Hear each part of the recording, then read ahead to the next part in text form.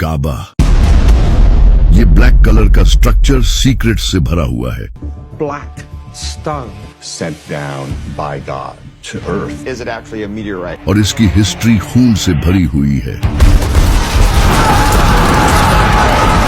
इस काबे का आपके दिल से जुड़ा एक राज है जो कि आज आप जानने वाले हो, तो चलें जानते हैं।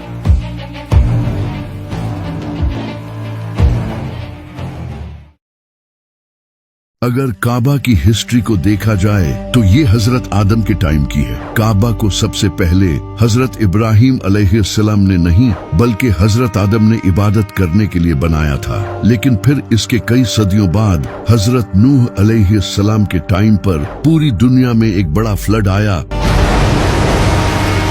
जिससे काबा डिस्ट्रॉय हो गया और सिर्फ इसके कुछ निशान रह गए थे जिनका नबियों और फरिश्तों को पता होता था। लेकिन फिर एक दिन इस दुनिया में अल्लाह के खलील का जन्म हुआ, इब्राहिम। हजरत इब्राहिम अलैहिस्सलाम अल्लाह से शदीद मोहब्बत करते थे और उन्होंने अल्लाह के लिए अपनी हर एक अजीज चीज कुर्बान की।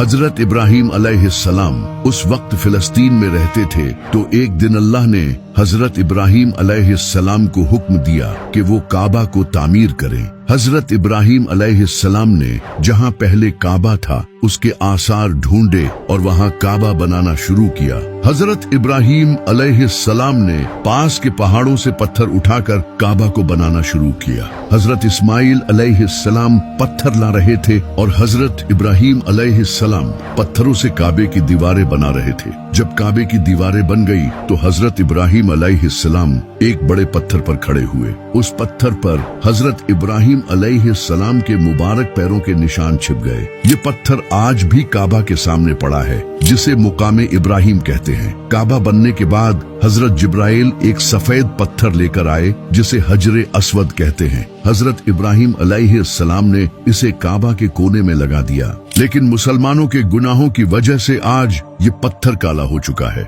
हजरत इब्राहिम और इस्माइल अलैहिस्सलाम जब काबा को बना रहे थे तो वो साथ ही ये दुआ कर रहे थे, ऐ हमारे रब, हमसे ये कबूल फरमा, बेशक तो सुनने वाला और जानने वाला है। ऐ हमारे रब, हमें अपना मुसलमान बना और हमारी नस्ल से एक मुसलमान उम्मत बना जो तेरी फर्मा बरदार हो। जब हजरत इब्राहिम अलैहिस्सलाम ने काबा को बनाया था तो उस वक्त काबा स्क्वायर नहीं बल्कि रेक्टेंगुलर शेप में था, और ये जो हिजरे इस्माइल वाली जगह है ये भी उस वक्त काबा में इंक्लूडेड थी। इसके दो दरवाजे थे, एक एंट्री के लिए और दूसरा दरवाजा एग्जिट के लिए था, और इसकी हाइट 9 हाथ ऊंची थी। इसके बाद हजरत इस्माइल अलैहिस्सलाम की नस्ल वक्त गुजरने के साथ साथ काबा की देखभाल करती रही और आहिस्ता आहिस्ता लोगों ने काबा में बुत रखने शुरू कर दिए। फिर साल 570 ईस्वी में जब नबी सल्लल्लाहु अलैहि वसल्लम की पैदाइश का साल आया तो इसी साल एक इंसान ने काबा पर हमला करने का प्लान बनाया। इसका नाम अब्राहा था। अब्राहा एक बादशाह था जिसकी यमन पर हुकूमत थी, और वो ये चाहता था कि जिस तरह दुनिया भर से लोग काबा आते हैं इसे छोड़कर लोग यमन में आएं। इसीलिए इसने यमन में एक बड़ा कैथीड्रल भी बनाया, लेकिन लोग फिर भी इसके कैथीड्रल की जियारत करने नहीं आए क्योंकि अरब के लोग काबा को एक बहुत ही इम्पोर्टेंट रिलीजियस प्लेस मानते थे और काबा में इनके बुत भी रखे थे। इससे परेशान होकर अब्राहा ने काबा को तबाह करने का फैसला किया। अब्राहा ने एक बड़ी फौज तैयार की जिसमें बड़े बड़े हाथी थे जो अरब के लोगों के लिए बहुत खतरनाक थे, क्योंकि अरब के लोगों ने जिंदगी में कभी हाथी नहीं देखे थे। इनके घोड़े भी हाथियों से डरते थे। अब्राहा अपनी फौज को लेकर यमन से मक्का की तरफ रवाना हुआ।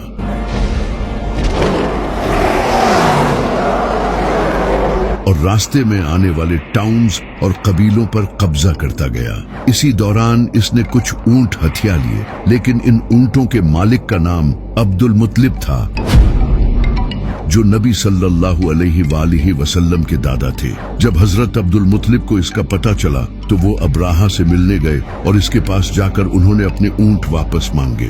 अब्राहा ये देखकर बहुत हैरान हुआ। इसने जनाबे अब्दुल मुत्तलिब से कहा कि मैं यहाँ तुम्हारे काबा को तबाह करने आया हूँ और तुम्हें अपने ऊंटों की पड़ी है। तो जनाबे अब्दुल मुत्तलिब ने इसे कहा कि मैं इन ऊंटों का मालिक हूँ और इस काबे का मालिक कोई और है। मैं अपने ऊंटों की हिफाजत करूंगा और वो काबा की हिफाजत करेगा। तुम मेरे ऊंट मुझे वापस कर दो। फिर चाहे काबा पर हमला करो। तो अब्राहा ने इनके ऊंट इन्हें वापस कर दिए और वो वापस मक्का चले गए। वहां जाकर वो काबा के पास गए और इसके दरवाजे को पकड़कर कहा, आए अल्लाह, एक इंसान भी अपने घर की हिफाजत करता है तो तू भी अपने घर की हिफाजत कर। خانه توست و ما همه عیال. इसके बाद अब के पास गए और इसके दरवाजे को पकड़कर कहा, आए अल्लाह, एक इंसान भी अपने घर की हिफाजत करता है तो तू भी अपने घर की हिफाजत कर। خانه توست و ما همه عیال. इसके बाद अब्राहा अपनी फौज लेकर मक्का की तरफ बढ़ा, लेकिन जैसे ही वो मक्का के करीब आया तो इसके हाथियों ने आगे बढ़ने से इनकार कर दिया और पीछे मुड़ने लगे। फौज ने पूरी कोशिश की लेकिन वो आगे बढ़ने को तैयार नहीं थे। ये अल्लाह की तरफ से एक निशानी थी। इसी वक्त उन्होंने आसमान की तरफ देखा तो एक बड़ी तादाद में परिंदे उनकी तरफ आ रहे थे जिनके मुंह और पंजों में पत्थर थे।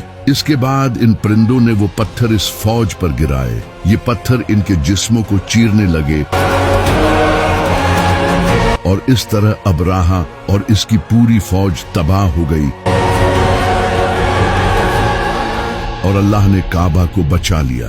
इस वक्त तक हजरत इब्राहिम अलैहिस्सलाम के काबा को तामीर किए 2000 साल हो चुके थे और फ्लड्स और बारिशों की वजह से काबा की दीवारें कमजोर हो चुकी थी। इसी वक्त मक्का में एक बड़ा फ्लड आया जिसने काबा की दीवारों को काफी नुकसान पहुंचाया। तभी मक्का में कुरैश ने यह फैसला किया कि वो काबा को तोड़कर इसे दोबारा से तामीर करेंगे। कुरैश के लीडर्स ने यह फैसला किया, काबा को दोबारा तामीर करने के लिए जो पैसा लगेगा वो हलाल होना चाहिए। जिसके बाद कुरैश ने मिलकर काबा को दोबारा तामीर करना शुरू किया। शुरू में तो कोई भी अल्लाह के डर से काबे की दीवार गिराने के लिए तैयार नहीं था, लेकिन फिर हजरत खालिद बिन वलीद रजी अल्लाह तआला अन्हु के बाप ने आगे बढ़कर काबे की दीवार को गिराना शुरू किया, जिसे देखकर बाकी लोग भी इनके साथ शुरू हो गए। उन्होंने काबा की लंबाई को रेक्टेंगुलर शेप से कम करके स्क्वायर शेप में बनाया, क्योंकि इनके पास पैसे कम थे, और इसकी हाइट को भी 9 हाथ से 18 हाथ ऊंचा कर दिया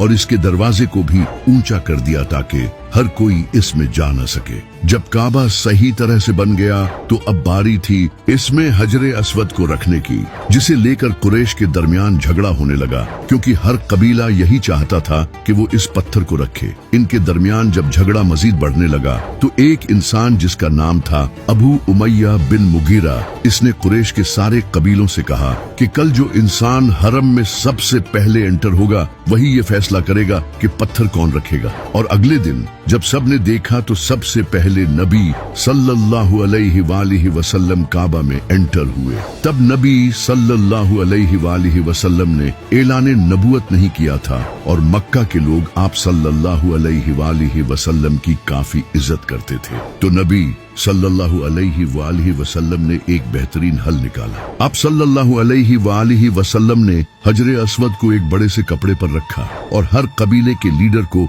इस कपड़े को उठाने का कहा। जब सारे कबीलों के लीडर्स इस पत्थर को उठाकर काबा के पास ले गए तो आप सल्लल्लाहु अलैहि वसल्लम ने इसे अपने हाथों से उठाकर अपनी जगह रखा। ये देखकर कुरैश के सारे लोग बड़े खुश हुए और इस तरह काबा को दोबारा तामीर किया गया। फिर इसी काबा में एक दिन एक अजीम इंसान का जन्म हुआ जिसका नाम था अली इब्ने अबी तालिब। इसके कुछ साल बाद जब फतह मक्का हुई तो नबी सल्लल्लाहु अलैहि वसल्लम ने काबा में रखे सारे बुत तोड़कर काबा को बुतों से पाक कर दिया। इस वक्त काबा की दीवारों पर हजरत इब्राहिम अलैहिस्सलाम और फरिश्तों की तस्वीरें भी बनी थी। नबी सल्लल्लाहु अलैहि वसल्लम ने इन तस्वीरों को भी मिटा दिया और इसके बाद से काबा मुसलमानों का किबला बन गया। नबी सल्लल्लाहु अलैहि वसल्लम पहले मस्जिद अक्सा की तरफ मुंह करके नमाज पढ़ते थे, लेकिन एक दिन अल्लाह ने आप सल्लल्लाहु अलैहि वसल्लम को हुक्म दिया और आप सल्लल्लाहु अलैहि वसल्लम ने इसके बाद से काबा की तरफ मुंह करके नमाज पढ़ना शुरू की। 683 ईस्वी में जब अब्दुल्लाह बिन जुबैर रजी अल्लाह तआला अन्हु ने खुद को मक्का का खलीफा डिक्लेयर कर दिया तो ये यजीद की हुकूमत के लिए एक खतरा था। तो यजीद ने एक फौज मक्का भेजी। यजीद की फौज ने मक्का को सीज कर लिया और मक्का पर कैटapults के जरिए आग से भरे हुए पत्थर फेंके।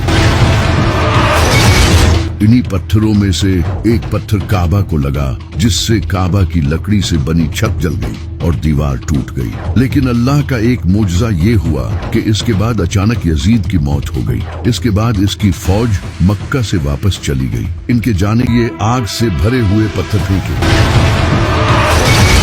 इन्हीं पत्थरों में से एक पत्थर काबा को लगा, जिससे काबा की लकड़ी से बनी छत जल गई और दीवार टूट गई। लेकिन अल्लाह का एक मोजज़ा ये हुआ कि इसके बाद अचानक यजीद की मौत हो गई। इसके बाद इसकी फौज मक्का से वापस चली गई। इनके जाने के बाद अब्दुल्लाह बिन जुबैर रज़ी अल्लाह तआला अन्हु ने काबा को दोबारा तामीर किया। उन्होंने काबा को बड़ा करके हजरत इब्राहिम अलैहिस्सलाम की तरह रेक्टेंगुलर शेप में बनाया, यानी हिजरे इस्माइल को भी काबा में इंक्लूड कर दिया। इसकी हाइट को भी और ऊंचा कर दिया। इस बार उन्होंने काबा को मजबूत यमनी पत्थरों से बनाया ताकि ये दोबारा टूट न सके।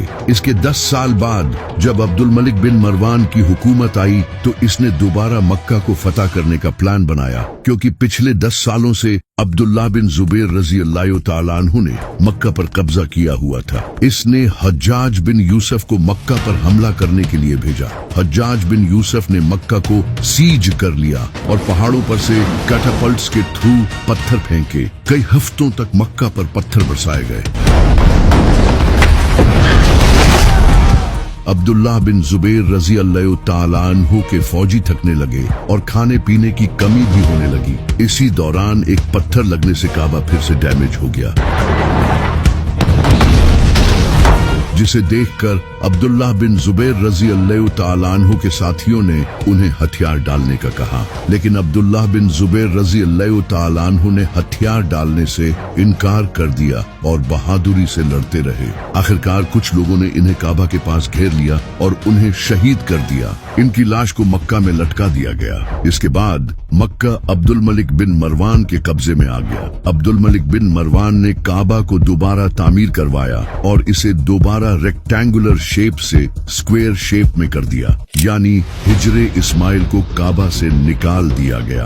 काबा का एक दरवाजा बंद कर दिया गया और सिर्फ एक दरवाजा बाकी रखा गया। इस दरवाजे को भी ऊंचा कर दिया गया ताकि सिर्फ बड़े लोग ही इसमें एंटर हो सके। आज भी काबा की यही हालत है कि वहाँ सिर्फ इनके बड़े शेख ही अंदर जाकर नमाज पढ़ते हैं। लेकिन फिर इसके बाद काबा की हिस्ट्री का सबसे बुरा दिन आया जब 930 ईस्वी में हज के वक्त अबू ताहिर अल जन्नाबी कुछ टेररिस्ट्स के साथ मक्का में एंटर हुआ। अबू ताहिर काबा की सीढ़ियों पर चढ़ा और इसने कहा, मैं खुदा हूँ और मेरे सिवा कोई खुदा नहीं। मैं अपने हाथ से जिंदगी और मौत देता हूँ। इसने खुले आम कत्ले आम मचा दिया और 20 से 30 हजार हाजियों को शहीद कर डाला। मक्का की गलियां खून से भर गई। हजारों लोगों की लाशों को जमजम के कुएं में फेंक दिया गया और काबा के मशीन गन्स और ग्रेनेड्स फायर किए गए, जिससे कई फौजी शहीद हुए। ये सब 4 से 7 दिनों तक चलता रहा, लेकिन सऊदी फोर्सेस फिर भी इन्हें मारने में नाकाम रही, क्योंकि ये बागी अंडरग्राउंड टनल्स को बंकर्स की तरह यूज कर रहे थे। ये टनल्स सदियों पुरानी थी और इनमें अंधेरा रहता था, जिस वजह से सऊदी फोर्सेस इनमें जाकर हमला नहीं कर सकती थी। इसके बाद 8 दिन गुजरने पर किंग खालिद ने फ्रांस GIGN स्पेशल फोर्सेस को सीक्रेटली मक्का बुलाया। इनके एडवाइजर्स ने मक्का में एंटर होने के लिए इस्लाम कबूल किया, क्योंकि मक्का में कोई काफिर एंटर नहीं हो सकता। उन्होंने सऊदी फोर्सेस के साथ मिलकर एक अटैक प्लान किया। इसके बाद फोर्सेस ने टीयर गैस और स्मोक ग्रेनेड्स बेसमेंट्स के एयरवेंट्स में छोड़ दिए, ताकि इन बागियों को खुली जगह पर लाया जाए, जिससे इन पर हमला किया जा सके। लेकिन इन बागियों ने मास्क पहन लिए थे। इसके बाद दोनों के दरमियान गन फाइट्स हुई, और वो भी टनल्स के अंधेरे में। इस तरह हरम के एक के बाद एक कमरे को क्लियर करना शुरू किया गया और 2 दिनों में उन्होंने हरम के ऊपर के हिस्से को क्लियर कर दिया, जिसे देखकर वो बागी हॉस्टेजेस को बेसमेंट्स में ले गए, जहां इनके पास खाना और पानी मौजूद था, जिससे वो कई दिनों तक जिंदा रह सकते थे। सऊदी फोर्सेस ने इन अंडरग्राउंड चेम्बर्स में पानी और टीयर गैस छोड़ी ताकि इनको बाहर धकेला जा सके और बेसमेंट्स की सारी एंट्रीज को ब्लॉक कर दिया गया। इस वक्त तक मोहम्मद बिन अब्दुल्लाह, जो कि खुद को मेहदी कहता था, वो मारा जा चुका था, लेकिन इसका कमांडर जुहैमन अभी भी हार मानने के लिए तैयार नहीं था। फिर 4 दिसंबर को जुहैमन और इसके 67 साथियों को सऊदी फोर्सेस ने पकड़ लिया, जिन्हें कुछ ही हफ्तों में सऊदी फोर्सेस ने पब्लिकली कत्ल कर दिया। लेकिन ये कोई पहली ट्रेजेडी नहीं थी जो कि काबा में पेश आई। इसके बाद 1999 के हज के दौरान 1400 से ज्यादा लोगों की मौत हुई, जो कि टनल्स में से गुजर रहे थे, लेकिन क्राउड ज्यादा होने की वजह से नीचे गिरकर इनकी मौत हो गई। इसी तरह 1987 सऊदी सिक्योरिटी ने 400 हाजियों को मार दिया।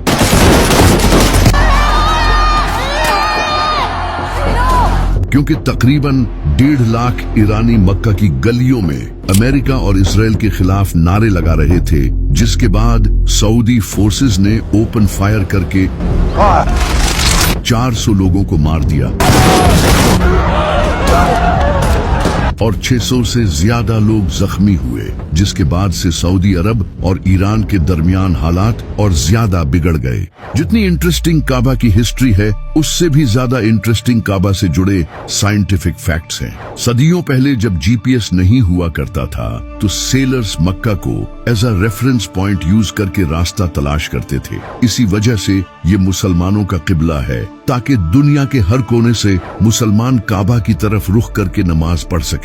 कुछ मॉडर्न रिसर्चर्स का ये भी कहना है कि काबा ऐसी जगह है जहां जमीन की जियोमैग्नेटिक फील्ड बैलेंस है। इसी वजह से जितने भी लोग मक्का जाते हैं, वो खुद कहते हैं कि उन्हें वहां बहुत सुकून मिलता है और एक अलग तरह का एहसास होता है। मुसलमान काबा का तवाफ काउंटर क्लॉकवाइज करते हैं और बिल्कुल उसी तरह पूरा यूनिवर्स घूमता है, जैसे सूरज के अराउंड प्लैनेट्स काउंटर क्लॉकवाइज घूमते हैं। हमारा मिल्की वे गैलेक्सी भी काउंटर क्लॉकवाइज घूमता है। इलेक्ट्रॉन्स भी न्यूक्लियस के अराउंड काउंटर क्लॉकवाइज ही घूमते हैं और जमीन भी वेस्ट से ईस्ट की तरफ काउंटर क्लॉकवाइज ही घूमती है। इसका मतलब ये है कि जब मुसलमान काबा का तवाफ करते हैं, तो वो यूनिवर्स के नेचुरल फ्लो से जुड़ जाते हैं। काबा जमीन का एक पावरफुल जियोमैग्नेटिक पॉइंट है। जब हजारों मुसलमान काउंटर क्लॉकवाइज एक साथ मूव करते हैं, तो वो एक यूनिफाइड एनर्जी फील्ड बनाते हैं, बिल्कुल वैसे ही जैसे इलेक्ट्रॉन्स एटम के अराउंड मूव करते हैं। इसी वजह से अल्लाह ने कुरान में फरमाया है कि इस यूनिवर्स की हर चीज अल्लाह की तस्बीह करती है। वो तस्बीह यही है जिस तरह मुसलमान काबा में जाकर तवाफ करते हैं। अब क्योंकि हर चीज एटम से बनी है, इसलिए हर चीज इसी तरह अल्लाह की तस्बीह कर रही है। इसी वजह से सूफी अल्लाह की याद में घूमते हैं, जिसे वो समा कहते हैं, जिसमें वो अपना एक हाथ ऊपर अल्लाह की तरफ रखते हैं और दूसरा हाथ नीचे मखलूक की तरफ रखते हैं, और इस तरह वो अल्लाह की याद में खो जाते हैं। सूफियों का ये कहना है कि जिस तरह काबा का तवाफ होता है, इसी तरह इंसान के दिल का भी तवाफ होता है। और ये बात 100% सच है, क्योंकि नबी सल्लल्लाहु अलैहि वसल्लम ने फरमाया, मोमिन का कल्ब अल्लाह का घर है। अल्लाह का असल घर काबा नहीं, बल्कि इंसान का दिल है।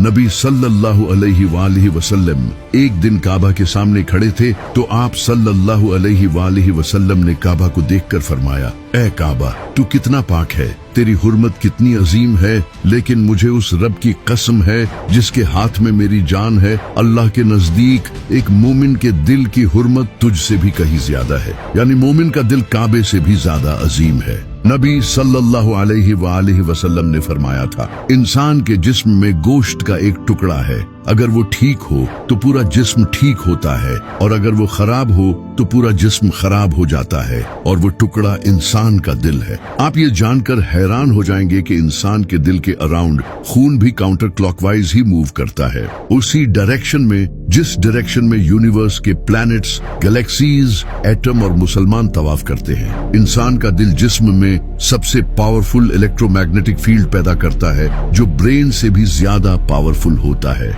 जिस तरह काबा में पावरफुल जियो फिजिकल और स्पिरिचुअल एनर्जी होती है, उसी तरह दिल भी एनर्जी रेडिएट करता है, जो न सिर्फ हमारे जिस्म पर बल्कि हमारे आसपास के लोगों को भी इफेक्ट करती है। इसी वजह से सूफी कहते हैं कि असल काबा इंसान का दिल है, जहां अल्लाह रहता है। और ये वही बात है जो नबी सल्लल्लाहु अलैहि वसल्लम ने भी फरमाई है। यहाँ तक कि काबा में जो ये पत्थर लगा है यानी कि हजरे अस्वद, इसके बारे में भी साइंस मानती है कि ये दुनिया का नहीं है, यानी जन्नत का पत्थर है। काबा जमीन का गोल्डन रेशियो है। अब ये क्या है? ये जो नंबर है 1.618, ये एक यूनिक मैथमेटिकल प्रोपोर्शन है जो दुनिया की बेस्ट आर्ट, आर्किटेक्चर, गैलेक्सीज,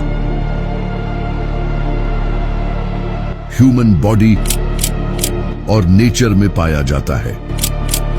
यानी इस दुनिया की जितनी भी कमाल की चीजें हैं, अगर उनका प्रोपोर्शन निकाला जाए तो वो 1.618 ही बनता है, जिसे गोल्डन रेशियो कहा जाता है। लेकिन कमाल की बात यह है कि यही गोल्डन रेशियो काबा में भी पाया जाता है। अगर हम काबा से नॉर्थ पोल का डिस्टेंस लें और फिर काबा से साउथ पोल का डिस्टेंस कैलकुलेट करें और इन दोनों डिस्टेंस का प्रोपोर्शन निकालें तो ये 1.618 ही बनता है, यानी द गोल्डन रेशियो। इसी वजह से इमाम अली अलैहिस्सलाम ने फरमाया था, अल्लाह ने काबा को मुसलमानों का किबला बनाया है, जहां वो प्यासे जानवरों की तरह दौड़े हुए आते हैं।